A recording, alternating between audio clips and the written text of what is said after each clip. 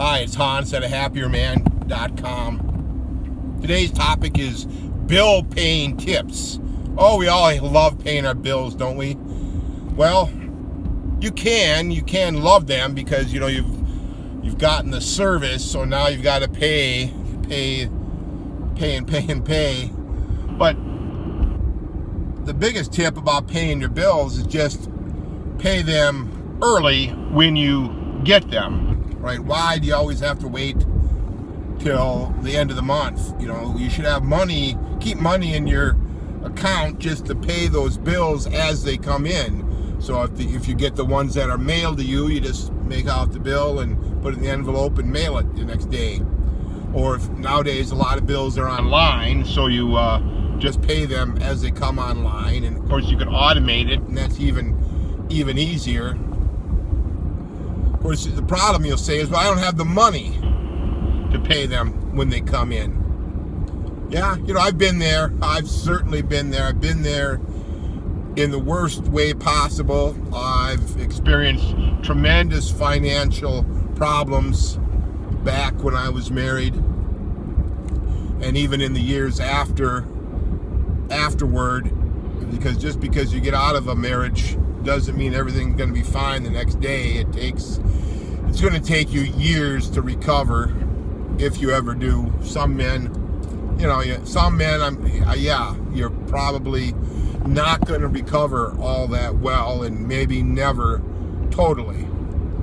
But it's still better to try to recover, because when you're married, your time and your money is never going to be your own. But getting back to the bill paying tips, that's how you tell if you're out of control with your finances, is when you can't pay your bills when the bill comes due. If you always have to wait till the next payday, or you've got to sell something or something, everything has to line up perfectly, or you're doing this continual juggling, maybe paying, using one credit card to pay another credit card, or to even pay a normal bill, right? Or maybe you got to beg somebody for some money, a handout, or try to get another loan. That's how you tell that you're out of control, because that's when you know that drastic measures are needed. That's where you need to go bankrupt, or get your house foreclosed, or leave your wife, or don't pay your bills and leave everything go. James Altucher talks about that in one of his articles. Just don't pay. Well, that's pretty hard to do in today's world. Everybody's got your bank account, so it's pretty hard not to pay. That's why it's simpler just to pay your bills when they come in, and not be so out of control with your spending. And the easiest way not to be out of control with your spending is not to be taking care of all kinds of extra people. Usually the man with the wife and the kids, he's taking care of all those people, and he's working a job that is barely good enough to pay for him. Right? Normal jobs are basically only good for one person. In today's world, if you make $40,000 or $50,000 a year, that's only good enough for one person. Even up to $60,000 is really only good for one. $75,000, as Black Dragon talks about it, is good for one person to have a really good life if you don't have a lot of debt. So $75,000 isn't good enough for multiple people. You can't afford each person, because the $75,000 mark is the optimum for one. If you have two, that's half of 75, 37,500. You just do the math, right? That's where people get into so much trouble, because they can't do math, and math is usually about subtracting and dividing. So nobody wants to subtract and divide, right? They want to add and multiply.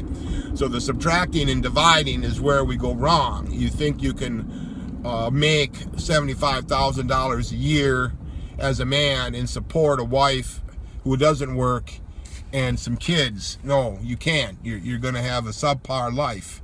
That's a recipe for disaster. That's the life I lived, was that disastrous life. I didn't make enough money to support a wife and 2 kids. And of course, that's why women have to work in today's world if you're going to be married to them.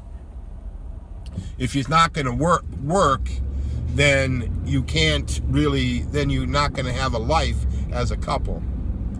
Of course, I'm a member of the escape class, and I believe that men are the best class as a single man without being married, without a living girlfriend, without children. That's the easiest method and the best method to have a good life. So, but let's say if you don't take my advice and you don't stay single and you have a bunch of kids, then you find out, well, I really can't afford all of this, all these kids and all this wife.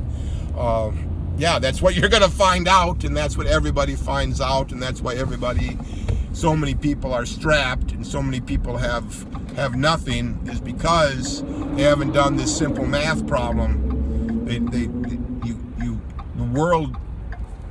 The reality is you need a lot of money just to survive in a somewhat decent manner. I'm not talking about a person who goes overboard and lives in a very cheap way. That's not a satisfying way to live. You need a decent home, a decent rental apartment, a decent vehicle. You got to have, the right amount of utilities to have some comfort. You need good food and some entertainment. Well, that's where the $75,000 mark comes in. So yeah, that's how you tell you're out of control, is when you don't make enough money to support yourself well, and you certainly don't make enough money to support a family. So give that idea some thought. I hate to always bring you bad news, but somebody has to be honest about the math problem of this. Thanks.